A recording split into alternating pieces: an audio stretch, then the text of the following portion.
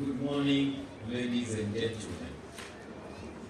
I would want to take you through the rise of Madam Lizzie from wanyoike while she was my name is Alan.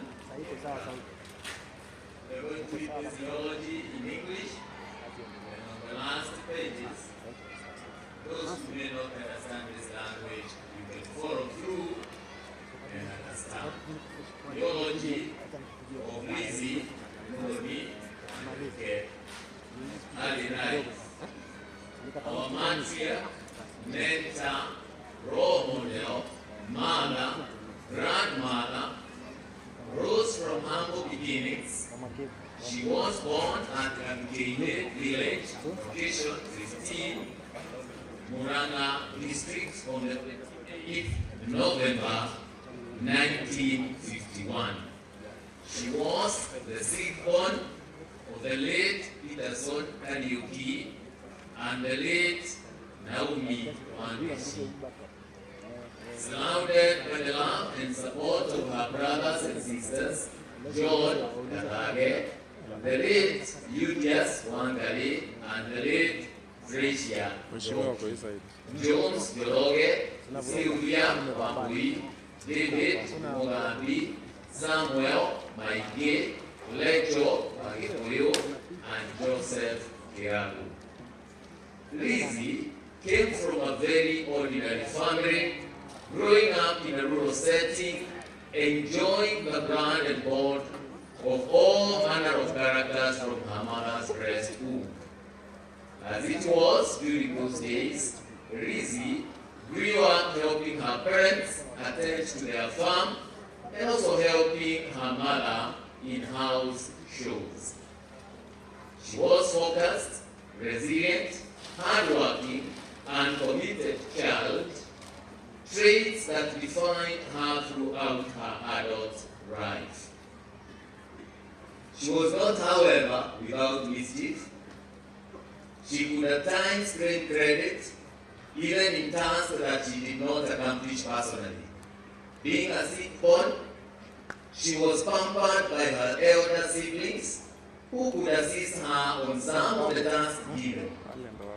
While at school, she picked up the habit of sucking her thumb, which was condemned her teachers back in the day. She always claimed that to forgive her follies, especially in a maths class, which she passionately disliked. Education. Lizzie's education journey began at Eulogy Primary School, where she laid a foundation for a lifetime of learning. She sat for her common entrance examinations 3 years later and progressed to Kiabugi Intermediate, where she sat for the Kenya African Preliminary Examinations (KAPE) and passed. Lizzie later joined Kahuya Girls up to Form 4. Her parents wanted her to join Kabugo Teachers Training College to become a P1 teacher, a career that she was not enthusiastic about. She managed to convince her father to allow her to proceed to Form 5. Her wish was granted, and she later joined Nakuru High School for Form 5 and 6. While in Form 6, a team of well-wishers from Britain visited their school, scouting for students interested in pursuing further studies in the field of business and secretarial studies, with the aim of becoming high school teachers. She was amongst the students who were selected to join Kenyatta College, present-day Kenyatta University, to pursue a diploma in teacher education with a bias in secretarial studies. Ironically, during her entire education, she had a dislike for mathematics subjects. Interestingly, This dislike did not prohibit her from becoming one of the greatest entrepreneurs of our time. Marriage and family life. Lizzie met the love of her life while she was in her last year in Kenyatta College. As it was during those days, girls were extremely cautious about relationships, knowing very well the consequences should this information reach their parents. This was not exceptional to Lizzie. Her friendship with her soulmate blossomed, and in 1972, she got married to her sweetheart, Joseph wanyoike. Together, they were blessed with 3 children, Anthony, Stella, Wanjiru, and Eric Wanyoike. Lizzie was mother-in-law to Anne Wanjiru, David Goro, and Peter Getawu, adopting grandmother to Ayana Wanjiru, Shana Modoni, Ethan Goro, Jonathan Gide, Sidney Goro, Shasha Kelich, Jay Goro, Shimio Modoni, Rizzi Modoni Perioki, Ian, Philip Tegwa, and Rizzi Modoni wanyoike. Together with her late husband, Lizzie ensured that all her children accessed quality education and were lucky to never miss any privileges about their learning. She was keen to help them appreciate the importance of education, and her presence was felt throughout their academic journey. Lizzie brought up her children doubling as a career woman and a mother. She was a strict disciplinarian. She was actively present in the lives of her children as they grew up. She was dropping and picking them from school, helping them with their homework, and also instilling values of responsibility in them. She mentored her children to become individuals of value and substance in the society, and also appreciate those who were less fortunate. Since her husband was a corporate titan, she spent most of her time with the kids, running errands together, going to church and holidays and road trips with her children in her black periods. Occasionally, Lizzie has talked about how she managed sibling rivalry amongst her children. She could talk about how the firstborn son, Tony Wanyoike, was not happy when she got him other siblings. Her children describe her mother as loving, caring, compassionate, understanding, supportive, nurturing, and forgiving. She reprimanded where necessary and rewarded where deserved. Whenever you found Lizzie seated with her children, you could not help but notice a very strong bond they had created together. She had a tightly knitted family and was free with her children. None of the children would have a reason to hide anything from her. Although Lizzie was financially endowed, at no one time did she spoil her children by making them feel entitled for what she owned. She instilled the spirit of hard work in all her children. She had a big heart and welcomed all sundry to her home.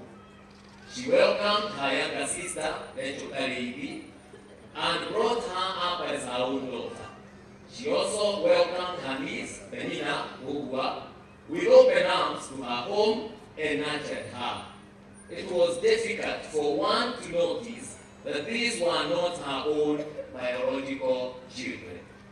In Lizzie's marriage, the world opened its doors and windows wide open for her. In her first year of marriage, she went shopping in London and also traveled all over Europe and eventually to the US. Lizzie loved traveling outside the country with her favorite destination in Switzerland. While in the country, she would take several road trips and from Mombasa and to and from Mombasa with her loving husband and children. Although Lizzie had a very busy schedule, she always created time once a year to take a vacation. Lizzie had the finest taste of country music and slow jam. Career. Lizzie had an industrious career in the education sector, full of life, fun, and excitement. After graduating from Kenyatta College, present-day Kenyatta University, Lizzie started her job as a teacher at State House Girls High School. She taught for a year before resigning to take care of her children. When her children attained school age, her desire to embark on her career path as a tertiary institution trainer was reignited. She got a job in Temple College as a secretarial studies trainer. The owner, Mrs. Willis, an elderly white woman who was soon to retire, was the proprietor of the college. Lizzie became one of our most loyal and dedicated lecturers, and as a reward, she was promoted to the position of deputy principal. After 5 years of active service, it was apparent that she had settled to Lizzie to become the institution's principal. Mrs. Willis eventually approached Lizzie and asked whether she was in a position to buy off the institution. Lizzie was excited about that proposal and she approached her husband. The purchase and transfer was effected. Mrs. Willis left for the country and Lizzie took over as the principal and director of the college. Under the leadership of Lizzie, Temple College grew twofold. 99% of the students were from Uganda, Tanzania, Sudan, and few from Kenya. The collapse of the East African community in 1977 came with very serious ramifications to the existence of Temple College. The countries that were enrolling majority of the learners withdrew their students, and the risk of survival was now squarely on Lizzie's shoulders. She had to be creative to remain afloat. Lizzie had to think fast if she wants to make the college thrive again. She could not live with the reality of laying off her members of staff and shutting down the college. Lizzie casted her net into the local waters to get students. She thought of a promotion drive that took the market by storm. In the 80s, not many private institutions had a promotional campaign going in the local media, and so she launched her charm offensive on air. Those were the days of media monopoly. The only channel was the Voice of Kenya. That was later to become a Kenya Broadcasting Corporation, KBC.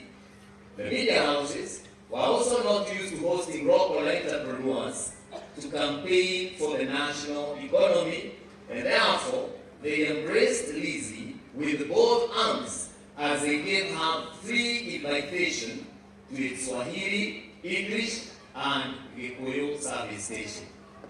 Those who were born then remember that the only Gikuyu broadcast service aired its programs for a few hours in a day.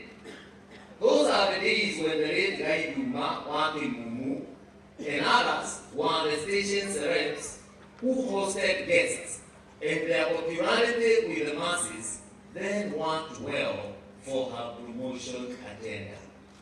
At the English service, Lizzie worked with Sarah Kihara and Simon Gigi as her hosts, and by the grace of God, she created an impact in the local market. Temple College underwent a rebirth that made it popular and most sought after privately owned secretarial college.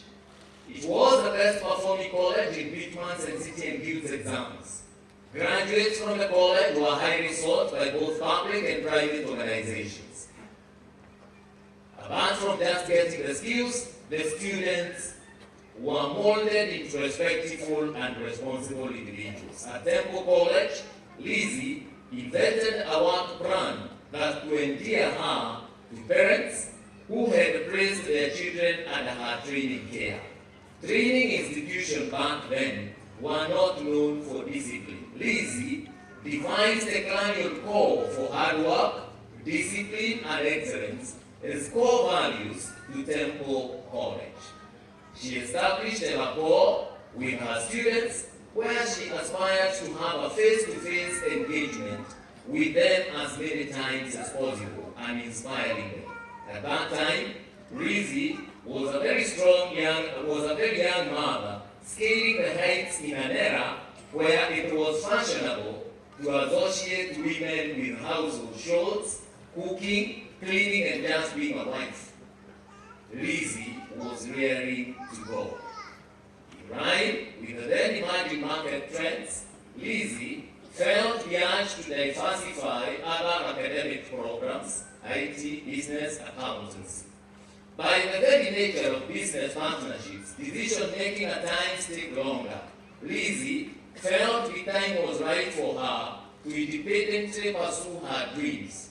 She had garnered adequate experience and exposure to navigate the academic sector.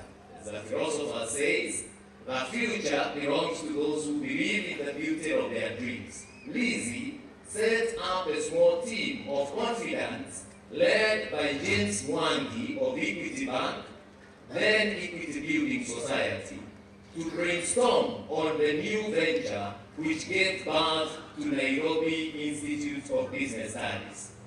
In her element of resilience and determination, Lizzie rented out a room in Pioneer House along Moi Avenue, which was to be the home of the new baby, Nairobi Institute of Business Studies.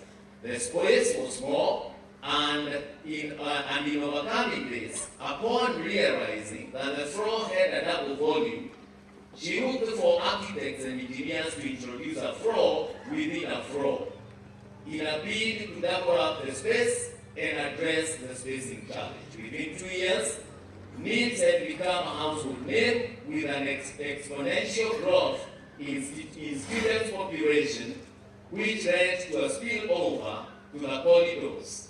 She made makeshift classes along the corridors. The demand for training was huge, to the point that learners would opt to defer enrolling from an already full intake to the subsequent intakes, just to secure a slot as a student in Nairobi Institute of Business Studies. In 1998, after the attack on the U.S. Embassy, which was adjacent to cooperative bank building along the Osilasi, tenants vacated to pave way for renovation. In 2003, renovations were complete, but the tenants were reluctant to take up the space. Lizzie, with her courage and business acumen, took up 2 floors and opened up an ultra-modern campus in the year 2004. The entire building was empty and students would roam around, moving from the top to the ground floor freely. The building had ample parking, which made it easy to attract both day and evening students. Corporates would sponsor their employees to undertake various professional courses at NIBS. In the year 2005, the space became small and Lizzie took over 4 floors in Agriculture House building along Harambe Avenue to start paramedical courses. These did not augur well with the regulatory bodies, that namely Pharmacy and Poisons Board and Kenya Medical Laboratory Technician and Technologist Boards. One morning in the year 2006, Lizzie woke up to find her business name as a headline in one of the local diaries, indicating that the college had been closed down, allegedly for non-compliance with medical regulatory bodies. This was a major setback that provoked her to pursue the matter in court. Her resilience gave her motivation to travel to India and source for all necessary medical equipment that the two boards required. In the subsequent inspections, the college was given the green light to continue training in paramedical courses that saw thousands of young men and women trained in diploma in pharmaceutical technology and diploma in medical laboratory technology. Today, these technicians are heading giant institutions locally and abroad. Lizzie's desire to see many young people acquire a diverse set of skills led her to start other academic programs such as legal studies, which was a preserve of the Kenya School of Law. Lizzie could dare swim in uncharted waters with courage. In year 2007, a number of tenants had shown interest in taking up space at Cooperative Bank House, and the landlord felt that the college was a nuisance in the building. They wrote to Lizzie, informing her that they shall not renew the tenancy contract with NIPS for another period. Again, she went to court and obtained an injunction. This setback came with a silver lining, as it opened up her eyes that one day she could eventually be thrown out and inconvenience the training. This made her look for land elsewhere with a view of setting up her own premises. This search ended up in Ruiru, Kiambu County, at a place called Kibo, where she set up an ultra-modern spacious training facility on 17.5 acres of land. In 2009, Lizzie made up her mind to relocate NIPS from Cooperative Bank House to Ronald Gara Post Office building along Ronald Gara Street. NIPS had become a household name, and this attracted young enthusiast runners to pursue training despite the fact that the street was perceived to be insecure. In 2010, the ultra-modern training facility, Duke Thika campus, was complete and was opened by the then Assistant Minister for Planning and MP for Hatanga then, Honorable Peter Kenneth. This establishment changed the entire economic landscape of Kibo area. NIPS characterized economic activities within the area, making it one of the fastest growing centers in Kiambu County. Lizzie was keen on the provision of affordable quality training, which saw her immensely invest in the new facility. Opening the campus in her characteristic pacemaker element, Lizzie raised the challenges that arose mainly from insecurity. Unfortunately, 2 months upon opening the campus, guards broke into the facility and made away with equipment worth millions of shillings. 2 weeks later, NIPS was raided again, and unfortunately, 2 security officers who were deployed to guard the premises were killed. This was very sad and a trying moment for Lizzie, and she was at her lowest and about to throw in the towel. However, her resilience and determination in fulfilling her vision superseded the challenges. Around 2015-2016, Lizzie embarked on a journey to set up a university. This was a smooth sail for her, and she did put up together an able team to steer the process. She made available resources to attain the university status. She recruited a vice chancellor, Professor Miriam Muita, and midwife the process. At the 11th hour, Lizzie had a change of heart due to the prevailing hype of institutions converting to universities. They told her that this mass exodus from technical training to university would lock out very many students who do not meet the entry grade to universities. Additionally, one of the conditions to set up the university was to drop 70% of the diploma programs. It was Lizzie's belief that provision of quality training was a sure way of breaking the cycle of poverty in the society. It was her conviction that even those young Kenyans who scored low grades in KCSE deserved a chance to acquire skills that will enable them to become self-reliant and actively contribute to the economic development of the country. She made up her mind to disengage from the process of transforming NIPS to a university, but instead rebrand to a technical training college, despite being awarded a letter of interim authority by the Commission of University Education to offer 4-degree programs. Lizzie's transformational leadership at the helm of NIPS saw the institution evolve from a secretarial college to become the largest private tertiary institution in Kenya, offering a variety of market-driven academic programs in various disciplines. Currently, NIPS boasts of an enrollment of over 5,000 students across the 3 campuses and a legacy of graduating hundreds of thousands with various professional courses over the years. Lizzie has left behind an indelible mark in tertiary training sector. The entire journey of Lizzie and NIPS is an ending and cannot be documented in full. NIPS Guest House and the Emory Hotel. Lizzie established NIPS Guest House in 2003 as a local joint for nyama choma and drinks for the residents of the Kireshwa area.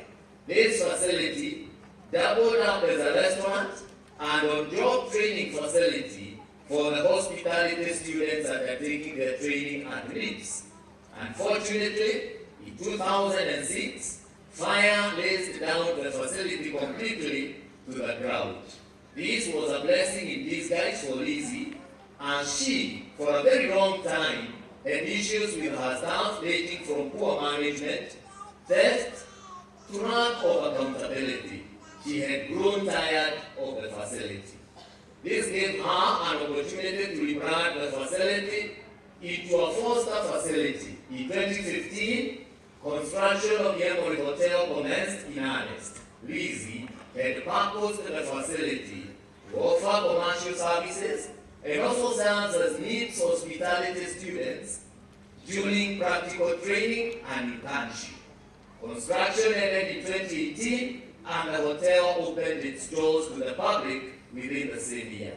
Lizzie's desire to provide livelihood for young Kenyans has seen her employ over 70 permanent employees who entirely depend on the hotel as their source of livelihood.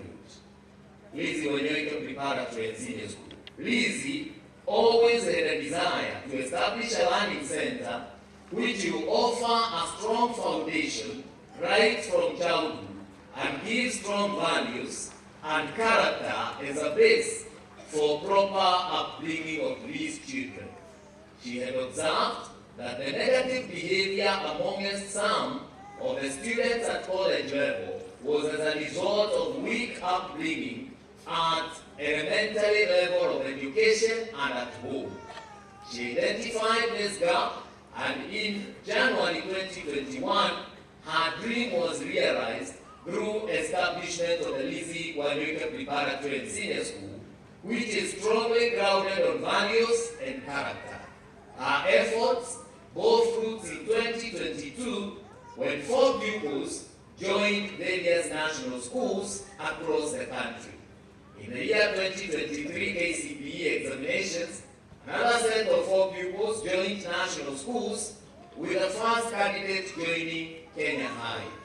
It is worth noting that the confidence young parents have with Lizzie has resulted to an enrollment of over 850 runners within a record of 3 years of existence.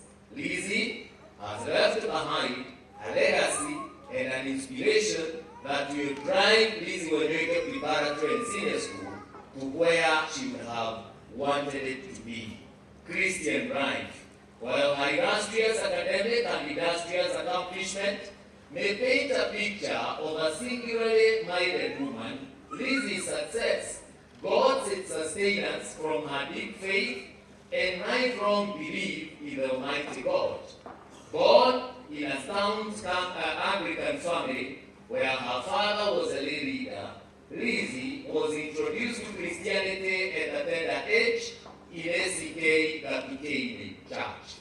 Later, when they relocated to Kirialine, she joined ACK Kagajo Church, where she was baptized and confirmed. When she got married, Lizzie joined her husband, who was fellowshipping at PCA St. Andrew's Church, Nairobi.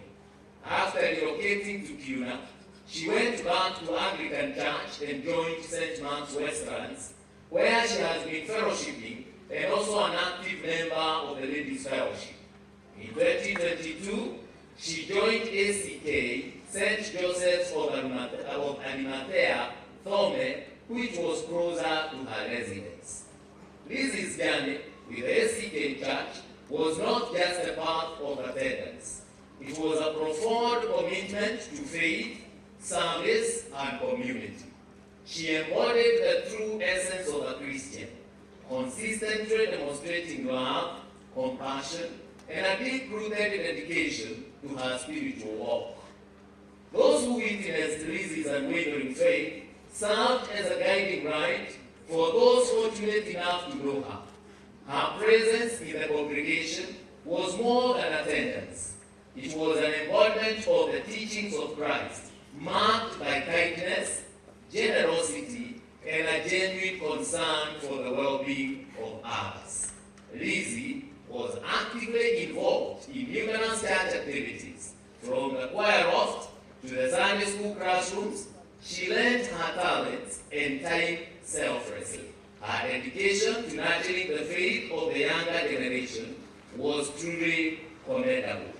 One of Lizzie's most remarkable qualities was her ability to bring people together. She had a heart that welcomed everyone, creating an atmosphere of warmth and inclusivity within the church community. Her genuine smile, kind words, and open-hearted embrace made her a source of comfort and inspiration for many. Beyond the walls of the church, Lizzie lived out her faith in her daily life.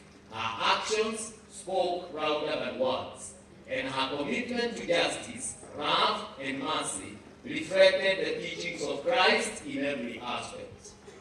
Due to the nature of her work, Lizzie found herself cutting across different denominations, where she was invited as a motivational speaker and a beacon of hope for women, men, mothers, and young people. Lizzie was a living testament of the transformative power of faith across all denominations, community, and social life. Lizzie was not just a person who gave. She was a beacon of generosity and compassion, a shining example of what it means to selflessly uplift others. Her philanthropic endeavors touched the lives of many, leaving an indelible mark on the hearts of those fortunate to be recipients of her kindness. One of the most remarkable aspects of Lizzie's philanthropy was its inclusive nature. She believed in reaching out to every corner of our community, ensuring that no one felt left behind.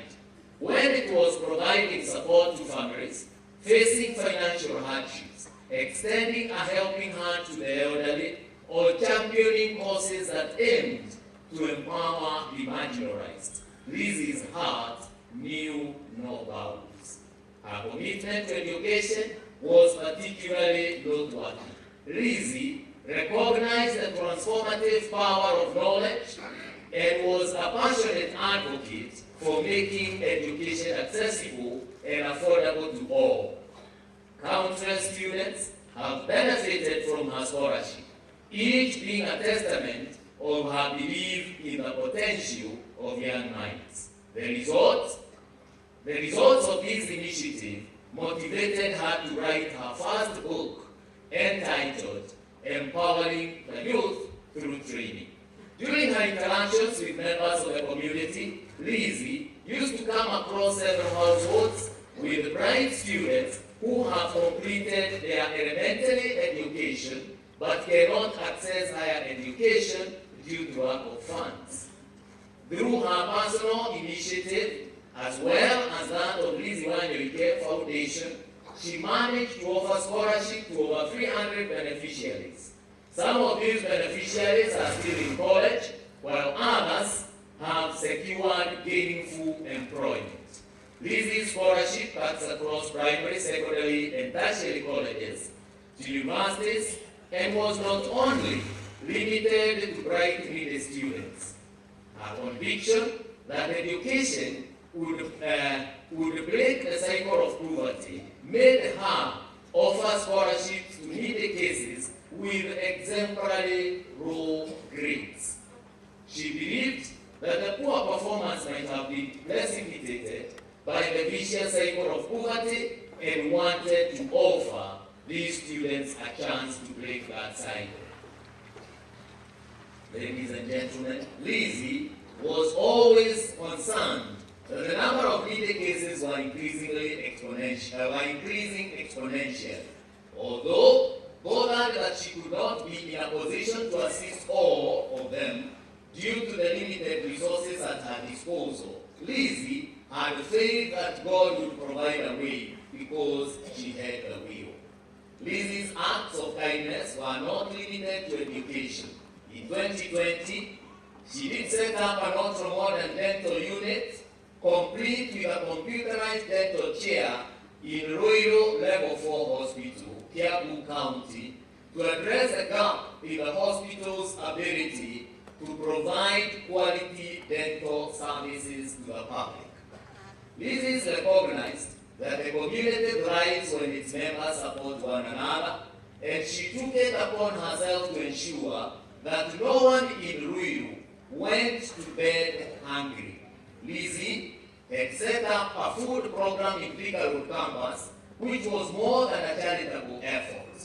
It was a lifeline for families facing economic hardships, a symbol of hope for those in need. She went further and supported those who needed to get into economic ventures to sustain their livelihoods.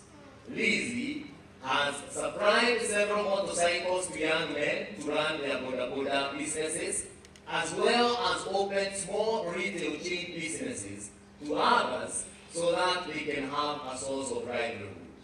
All these initiatives drew a lot of admiration locally and internationally, making Lizzie win coveted accolades such as the Ernst & Young Entrepreneur of the Year Women category in 2018, the Award Entrepreneur of the Year, the Top Women in Business Award, the Trailblazer Women in Business of the Year Award in 2018, and was also among the top 100 Kenyans in 2021. Lizzie was also appointed by the chair, as the chair, Kenyatta University Alumni Association Interim Board by the Vice Chancellor, Professor Oinaina. Lizzie's philanthropy was not merely a financial contribution.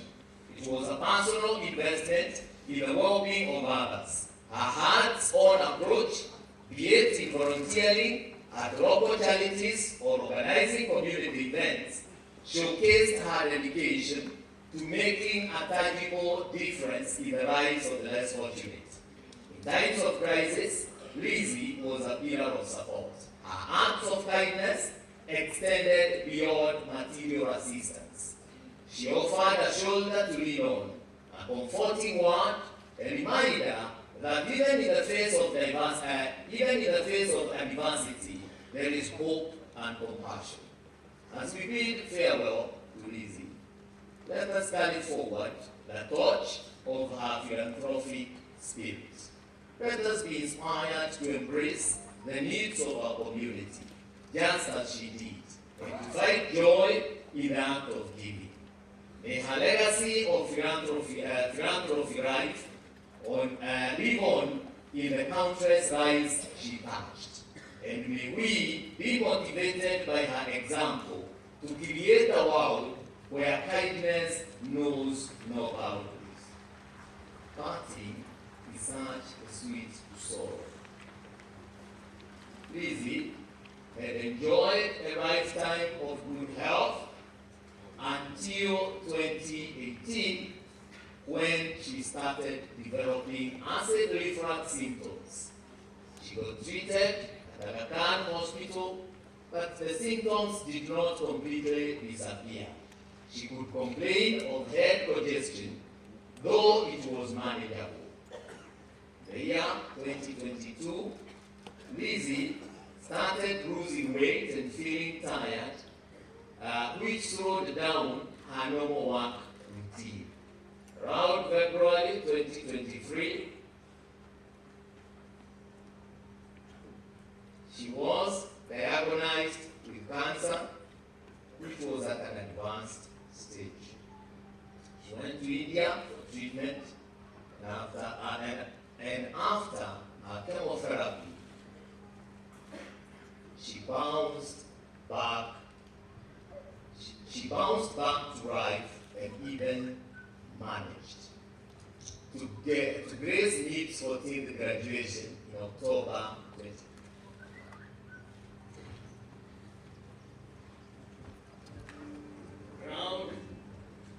Around November, she started developing complications that saw her go back to the hospital. Early January 2024, she started vomiting and developed difficulties in walking and was admitted in Aga Khan Hospital. She was later discharged and went back home, where she was observed under nurse care from Aga Khan. On the fateful morning of Sunday 14th, the nurse called her family at home where she was recovering and informed them that Lizzie's organs were failing, and at around 12:30 noon, Lizzie took her last breath, surrounded by family members. As we celebrate the life of an exemplary lady whose humility would not have permitted her to see or refer to herself that way, we pay growing tribute to a life of love, service, and dedication to the less fortunate. That be well, Mom. Treasured Shosho, sweet sister, cherished auntie, beloved friend, and an honored colleague, you have been truly strong to serve. To God be the glory.